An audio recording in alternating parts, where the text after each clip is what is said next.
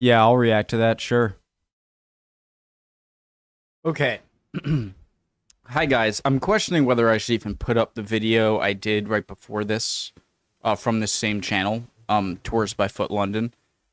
Because one of you in a few days ago in the comments of a reaction I made said I should check out a video about Westminster Abbey. And I think that's a great idea. And you recommended this channel, Tours by Foot London. But I clicked on a video and it was very brief on each subject. And so it's like a 16-minute video. I might still put it up, but this one is more it's just Westminster Abbey. So I think this is probably the video that commenter had in common, or had in mind. I can't talk. Long story short, you might see a video pop up that I publish that is the same kind of concept here, but this is a much more thorough one. Let's go. All right, guys. My name's Connor if you're new. Tours by Foot London. Good channel of the first video I saw. Preemptive like. Westminster Abbey tour. The hidden beauty inside this medieval cathedral. Let's go. I loved her. I think she's a fantastic host, narrator / host in a tour video. Hi everyone, welcome. Hi Hello. everyone, welcome back. What a glorious sight we have right behind me here, ladies and gentlemen. Welcome to Parliament Square. A very busy, beautiful day in Parliament Square. I love the little spiral staircase at the back of the bus to get to the top. But today, my biggest challenge to date, I am tackling the most important medieval church in the country, quite possibly the most recognized church in the world, a site of Christian worship on this site for over 1,000 years. Ladies and gentlemen, today we're discussing the Collegiate Church of St. Peter in the West. Today I'm tackling Westminster Abbey. This is going to be a tough one, ladies and gents. I do hope I do it enough justice. There is centuries and centuries of history coming up in one immediate area. Every king and queen in British history, with the exception of only two, have all been crowned inside in Westminster Abbey, including Her Majesty Queen Elizabeth II in 1953. Of the 39 monarchs that have been crowned in here, 16 are buried inside here. But not only that, architects, poets, writers, authors, scientists, Newton, Lord Purcell, Byron, Darwin, Dickens, Chaucer, Hardy, Pitt the Elder, Pitt the Younger, Browning, Tennyson, all buried inside the walls in Westminster Abbey. What about Lord Byron? Join me for hopefully what's going to be a memorable tour. I've been waiting a long time to tackle this one. Oh my God, I hope I do it justice. So the history of the Abbey, ladies and gentlemen, is quite complex. So I'm going to try and break it down and simplify it for you. But nobody actually knows when it was originally built on this site. But what we do know is this area was known as Thorney Island. Surrounded by tributaries of the River Thames, it was an inhabitable, swampy place. Now, the first theory we have, or legend, suggests that King Sigebert founded the Abbey, King of the East Saxons, here in AD 604.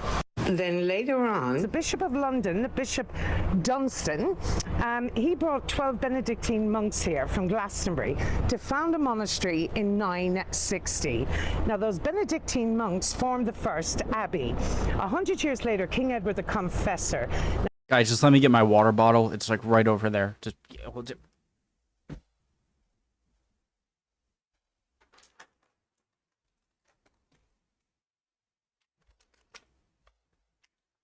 Water bottles, plural. Stay hydrated, guys. Okay.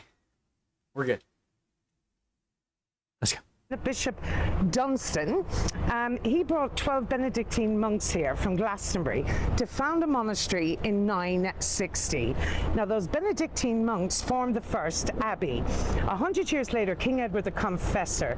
Now, he was a pious man and he led a particularly holy life. He is said to have founded the church on this site, and that from then on, we are certain of its history. He He was born in 1005 and he was driven from England by the Danes. Now, whilst he was in exile in Normandy, I would love to know why he was called the Confessor. we are certain of its history. He was born in 1005 and he was driven from England by the Danes. Now, whilst he was in exile in Normandy, Edward vowed that if his kingdom was ever restored to him, he would make a pilgrimage to Rome. When he did reclaim the throne in 1042, there was so much unrest in the kingdom, he was advised not to make this pilgrimage. But the Pope absolved him of his vow, provided he erected a church and dedicated it to St. Peter of Rome. So that is exactly what he did, and this church, Edward's Abbey, was first consecrated on the 28th of December 1065, but the king himself was too ill to attend, and he died a few days later, and he was buried before the high altar. Actually, his funeral is depicted in the stunning Bayeux tapestry. And in that tapestry, you can also see, get an idea of what the abbey would have looked like, the Abbey of St. Edward the Confessor. These tapestries really remind me of Egyptian, I don't know if they're hieroglyphs, but the similar kind of laterally rectangular strip that has a few scenes of carved humans doing stuff. And it really reminds me of that, but just, this is obviously many thousands of years more modern than that. Get an idea of what the abbey would have looked like, the Abbey of St. Edward the Confessor. So after his death,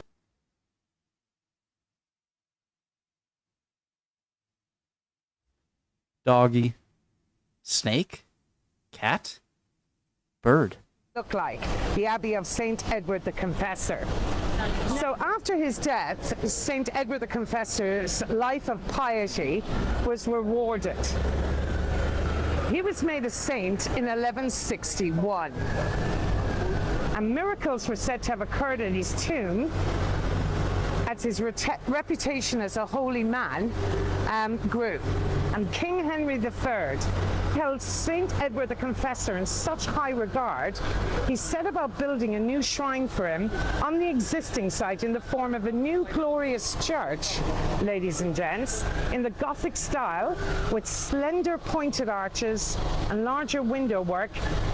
Larger windows, actually. The stunning windows we'll see inside, the stained glass windows. And Question. Guys, question.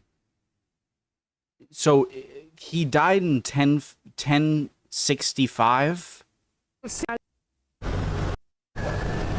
St. Edward the Confessor's life of piety. Get an idea of what Bayeux buried before the high himself was too ill to on the 28th of December, 1065. 1065. So he died a year before 1066. Everyone knows what that means.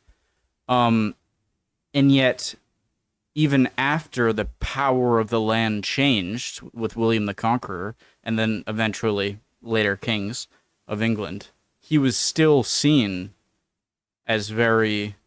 So it seems like the transition of the transition of powers, putting it lightly, the transition of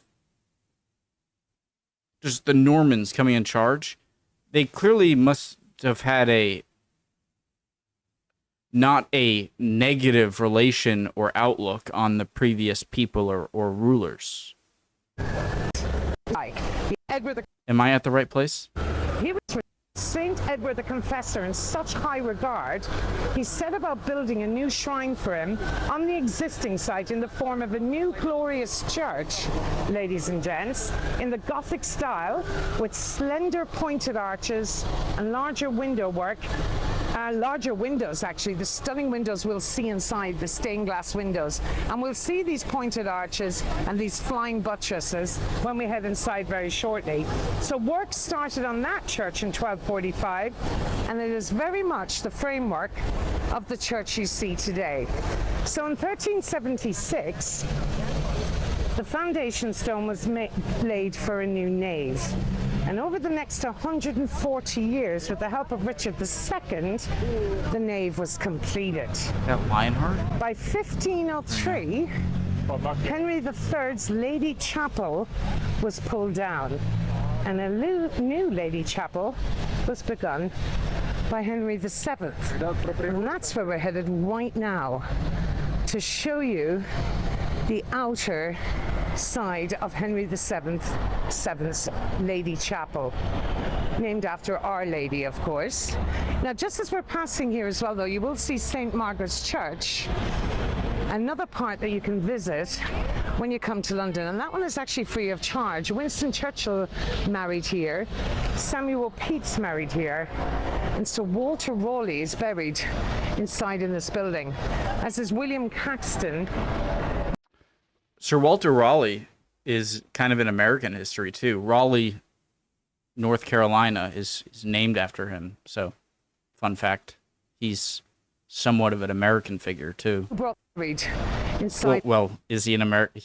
We were in America at the time.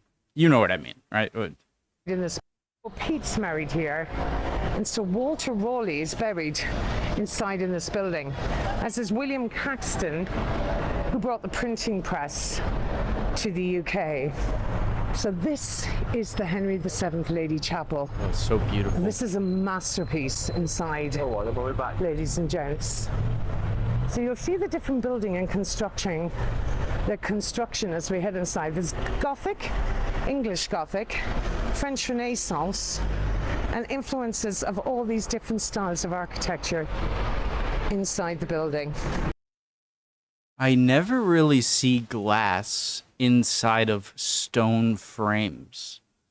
And I wonder if it's easier or more difficult to install glass windows in stone compared to wood, because there's no give. So here's another part of the building right at the back. Oh, it's beautiful. It's also known as the Collegiate Church of St. Peter. Look at that! What? Oh, this shot right here is so good. That is so freaking beautiful. Westminster.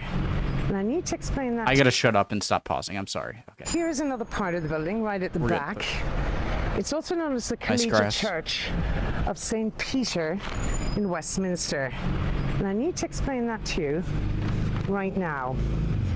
When Henry VIII couldn't secure a divorce from the Pope, he disestablished the Catholic Church. And he made himself supreme head of the Church of England. And in 1540, he dissolved the monasteries and seized their assets. Westminster Abbey fared better during that era, however, because... What is that fricking guy's name? In that movie with the guy with the thing... The movie. It starts with an... Mosley? The guy during Henry VIII's big thing of getting rid of the church, who was, I think, executed because he wouldn't go along. Mosley? Because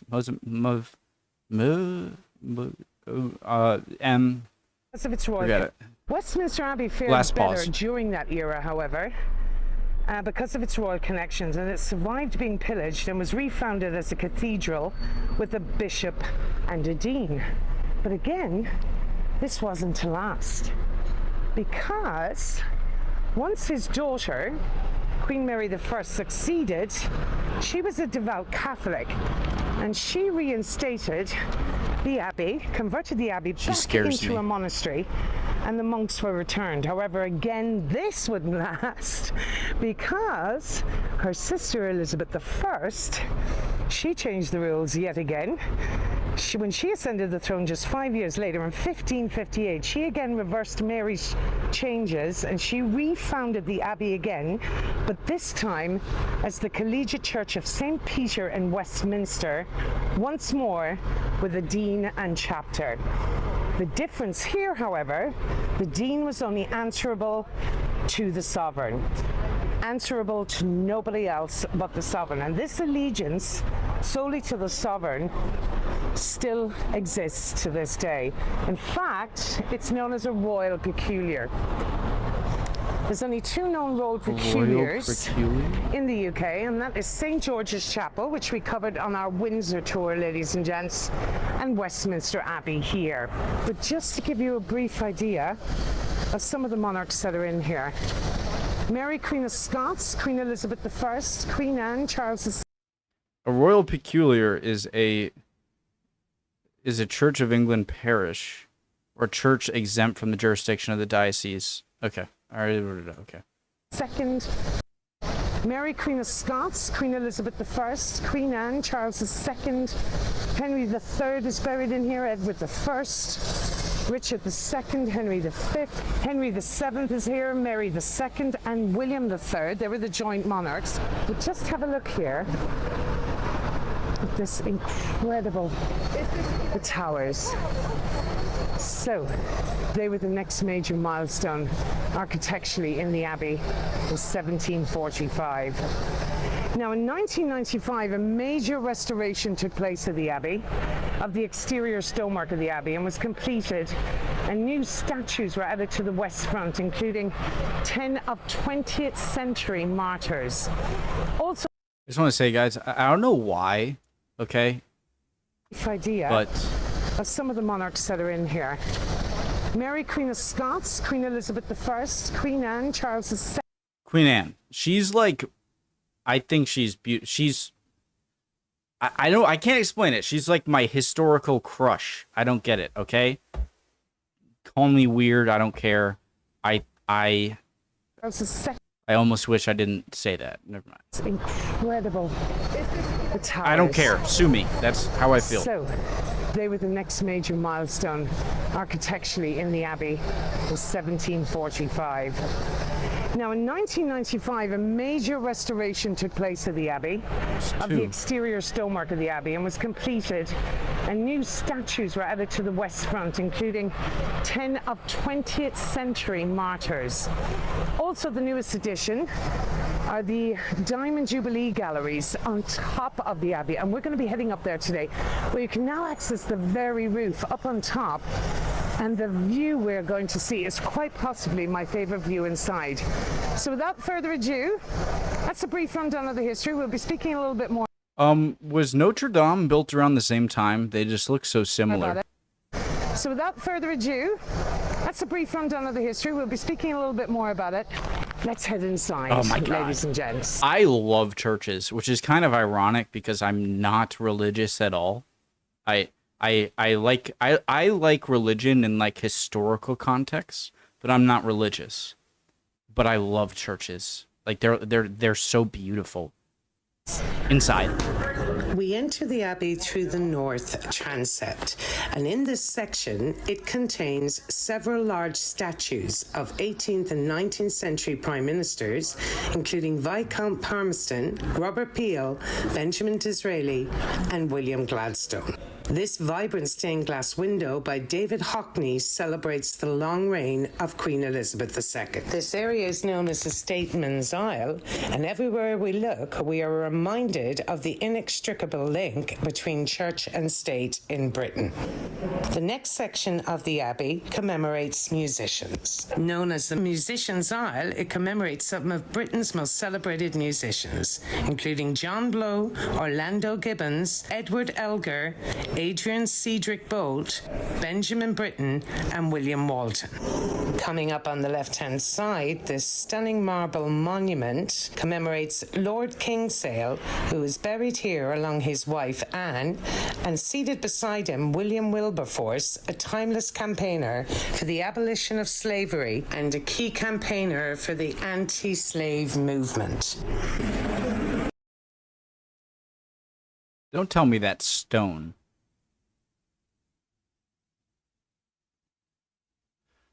The carving, I don't know if this is stone or not, but the carving of like cloth or clothing seems like it would be the most difficult to carve without breaking the material we're working on. A key campaigner for the anti-slave movement. just as poets and scientists are gathered in the Abbey, so too are musicians. It's in this section Henry Purcell is buried, a gifted musician who was organist in the Abbey from 1679 to 1695. He wrote music for many state occasions, including the coronations of James II and William and Mary. Continuing on, it's hard not to be overwhelmed by the soaring height of the vaulting. At 102 feet, it is the highest in Britain. What were their methods to... The arches looking so perfect and connecting is like the most impressive thing about these. Because you'd think any small mistake in building up the arch would make it deviate from where you're trying to go, and it would mess up the whole look. But they clearly had a method where every one is perfect. The Abbey's architecture is some of the finest architecture in the world. A World Heritage Site, the Abbey is one of the most outstanding collections of sculptures anywhere in Northern Europe. We are approaching the Tomb of the Unknown Warrior, but before we do, we are reminded that there is history at every corner. Two tombs we are approaching are that of John Hunter, a distinguished scientist and surgeon of his day, a teacher and collaborator with Edward Jenner, pioneer of smallpox vaccine. And beside him, Robert Stevenson, who some regarded... Wasn't that Jonas Salk who did that? ...as pox vaccine. I don't know. And beside him, Robert Stevenson, who some regarded as the greatest engineer of the 19th century.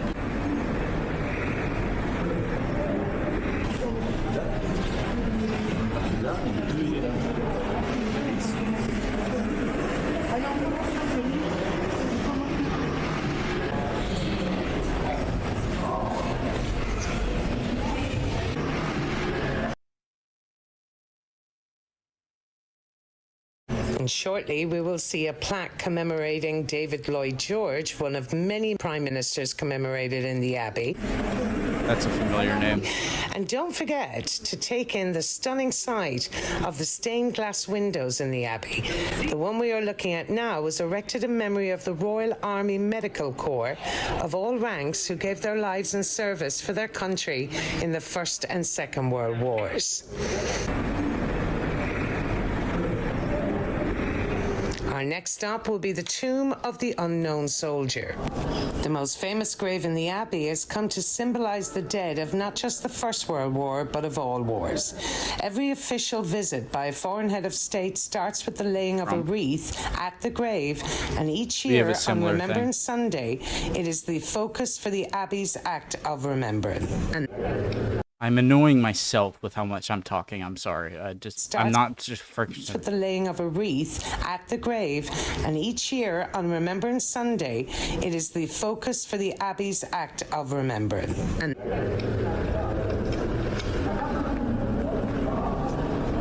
Dissector. And this is where we take our long walk up the nave towards the high altar, the exact same walk the Duchess of Cambridge had on her wedding day on the 29th of April 2011, where she met Prince William at the high altar. Finally completed in 1517, it's incredible to think that buried beneath my feet are Charles Darwin, David Livingstone, Clement Attlee, Sir Charles Barry, and Professor Stephen Hawking. Jesus.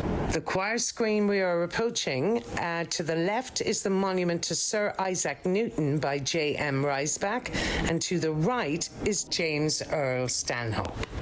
And from here we enter. The UK is just... Maybe I don't know enough. Maybe France, is it Germany, maybe. But it seems like the UK per capita, especially considering the population and size of the UK, has the most influential people. Maybe there are other countries with more population that have more, but Britain has given so much to the world. Into the stunning choir. When the Abbey was a monastery, monks came to pray here 7 times a day. The seats are known as stalls and are not original, but they still serve the same purpose. The choir you see today was designed by Edward Bloor and date to 1848, replacing Henry Keene's 1848. That's a big day in Europe. That's a big year in Europe. Date to 1848, replacing Henry Keane's 18th century stalls, which had replaced the medieval ones.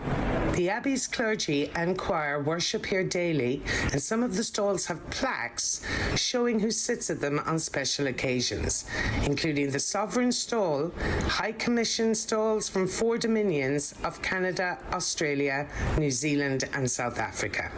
The Westminster Schoolboys Choir sings services here 8 times a week. Twice on We are Sunday now or approaching something. the sacrarium and high altar, where the ceremony of coronation takes place before the high altar and is performed by the Archbishop of Canterbury. The first documented coronation was William the Conqueror on Christmas Day 1066. 32 kings and queens have been crowned here ever since, every monarch with the exception of Edward V and Edward VIII, neither of whom were ever crowned. Is Edward the Fifth?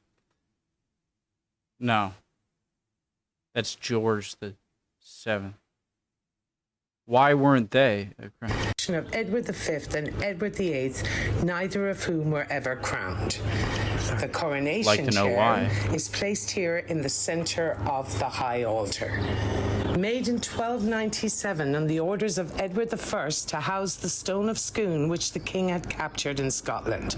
Every crowned sovereign since Henry IV and possibly even Edward II has been crowned and anointed sitting in this chair, with the exception of Roman Catholic Queen Mary, and at the joint coronation of King William III and Queen Mary II in 1889, a special chair was made for Mary as William used this particular one. The present altar and screen were erected between 1867 and 1873 after a George Gilbert Scott design, and on one of the Abbey's most precious possessions, a medieval pavement designed and laid in 1268.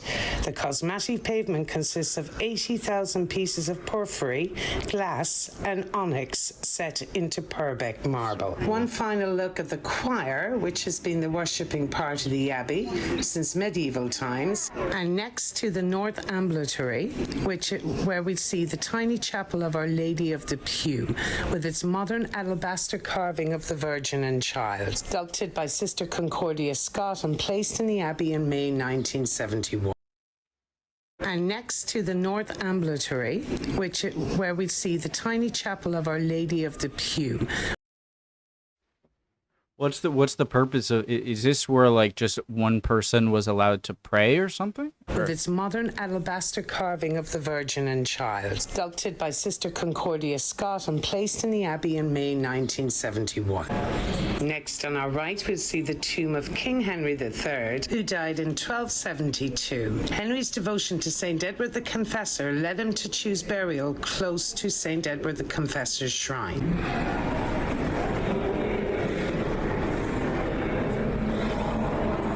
I would love to see all of this in person.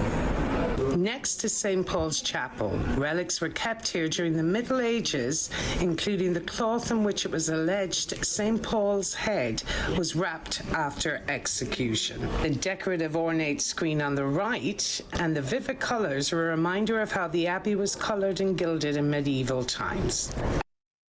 As we enter through, the monument in the centre is of Giles, 1st Baron of Daubeny, and his wife Elizabeth, who was Lord Chamberlain to Henry VII. And here lies Sir John Pickering, Lord Keeper of the Great Seal and Speaker of the House of Commons, alongside his wife. In front are statues of their children, 2 of whom hold skulls, symbols of mortality. Yeah. Next is Sir James Fullerton, buried alongside his wife, a courtier who lies on a black chest decorated with shields of arms.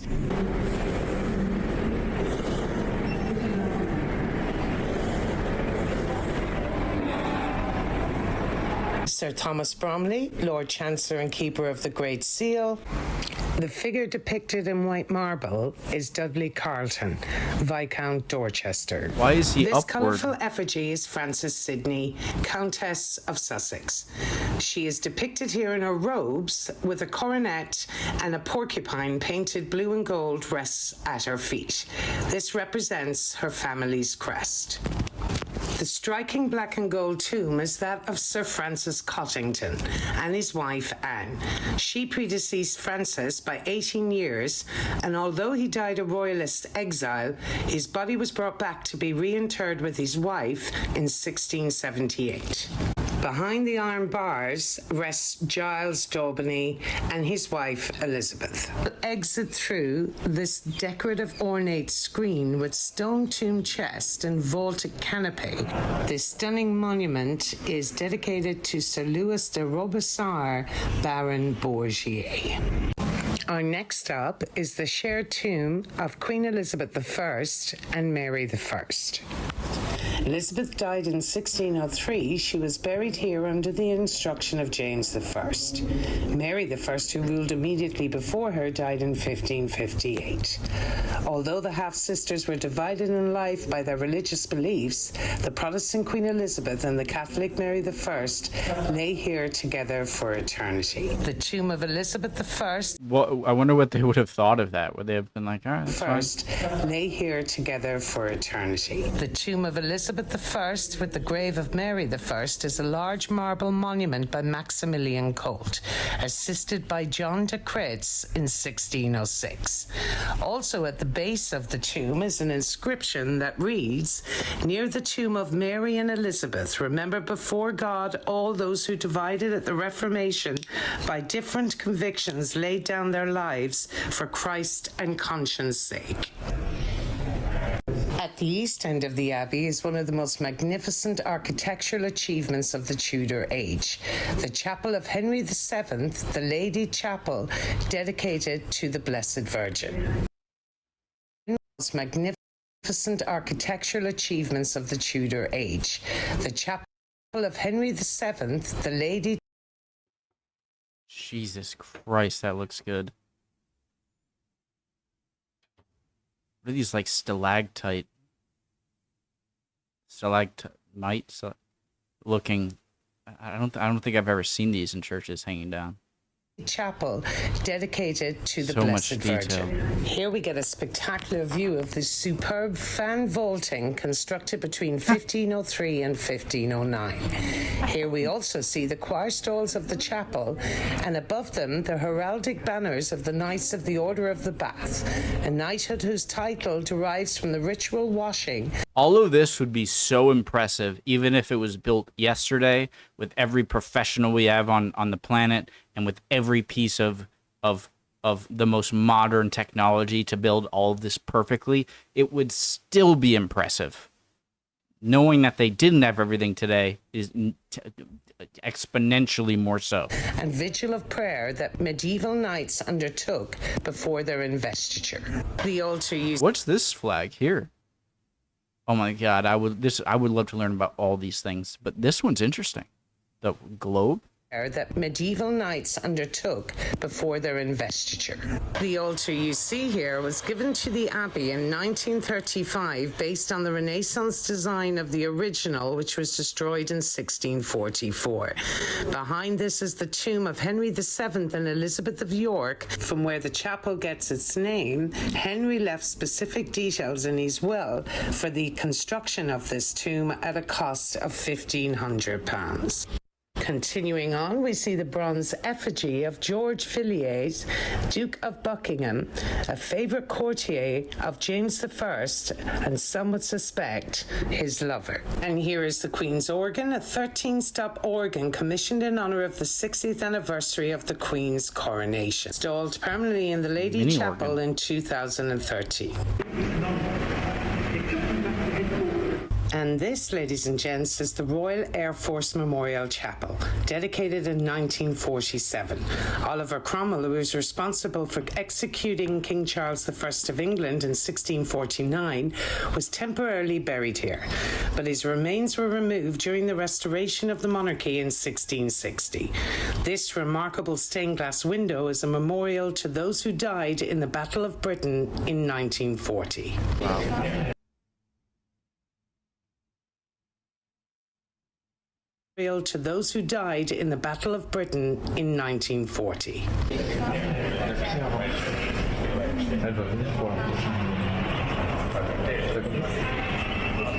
This monument commemorates Arthur Penrhyn Stanley, a former Dean of Westminster from 1863 to 1881, a leading theologian of his day and a major figure in 19th century history in the Abbey. Stanley's gravestone in the front of the monument also commemorates his wife, Lady Augusta, a former lady-in-waiting to Queen Victoria.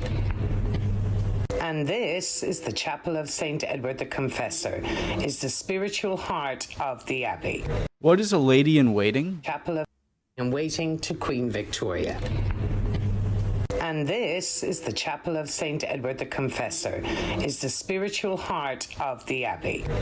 This chapel was built by Henry III, and in the centre lies the body of St. Edward the Confessor. Wow. Surrounding him are 5 kings and 4 queens. Those are Henry III, Edward I and his Queen Eleanor of Castile, Edward III and his consort Philippa of Hainault, their grandson Richard II with his Queen Anne of Bohemia, and King Henry V.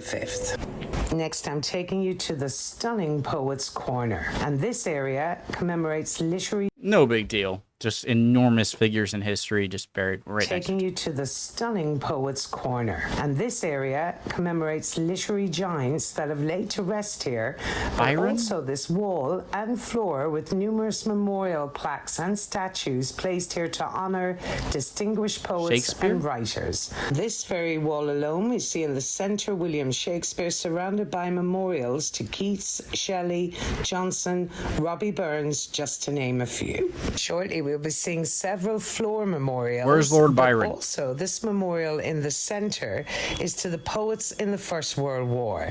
16 names, of which were famous poets, but possibly the most famous on there is Wilfred Owen, the most famous poet of the First World War. But it's not only poets commemorated here. Famous writers commemorated here also include Sir Walter Scott, Charlotte, Emily and Anne Bronte, Jane Austen, Henry James, Sir John Betjeman, and Alfred Lord Tennyson. And not only are literary giants laid to rest here, so too are actors around the monument to William Shakespeare, including David Garrick, Henry Irving, and in more recent times, Laurence Olivier. Those that have memorials here that So people will continue to be buried here in the future? This isn't just like a Laurence Olivier. Only far past? Those that have memorials here that are buried elsewhere include also John Milton, William Wordsworth, William Blake, and Gerard Manley Hopkins. Byron.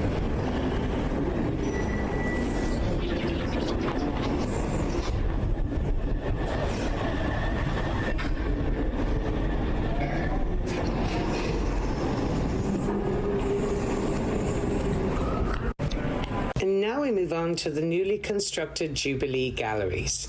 They are the largest structure to be added to the Abbey since the West Towers were completed nearly 250 years ago. Located in the East Triforium, it houses 300 of the Abbey's treasures and are newly open to the public. These are arranged under 4 themes: how the Abbey was founded, how the buildings on the site have developed, the Abbey's worship and daily life, and the close connection between the Abbey and the monarchy, and the Abbey's role in memorializing famous men and women. But without a doubt, the spectacular highlight for me of the newly opened Jubilee Galleries is this impressive view of the entire length of the Abbey. This stunning, stunning view is afforded to you for an extra price of £5 to enter into the newly opened Jubilee Galleries. Easy. And onto a stunning portrait of Her Majesty the Queen, the only official portrait painted for the Queen's Diamond Jubilee celebration. This work was created by Australian artist Ralph Hymans.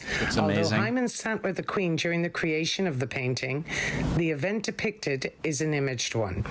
In it, Her Majesty is seen standing and reflecting on the exact spot where, 60 years previously, she was crowned.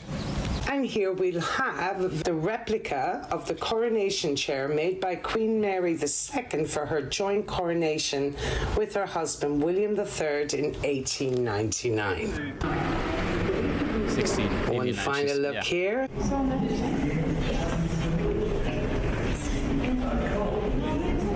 And as we exit the Abbey, ladies and gents, to the left here is Westminster School. This is where the choristers of the Queen attend school and one of the most prestigious public schools in the country. Chorister? To the left here is Westminster School. This is where the choristers of the Queen attend school and one of the most prestigious public schools in the country. Other treasures of the Abbey, ladies and gents, include Chapter House, the Pyx Chamber, and the stunning nave and cloisters. Yes. I hope you've enjoyed this visit today, ladies and gents. This is Sinead signing out here with Free Tours by Foot London. Amazing. Thank you for the recommendation and the reaction I did a few days ago in the comments. Absolutely stunning. Beautiful. I do love the history, but for once, the history sort of takes a backseat to just the beautiful architecture. Architecture is history, so never mind.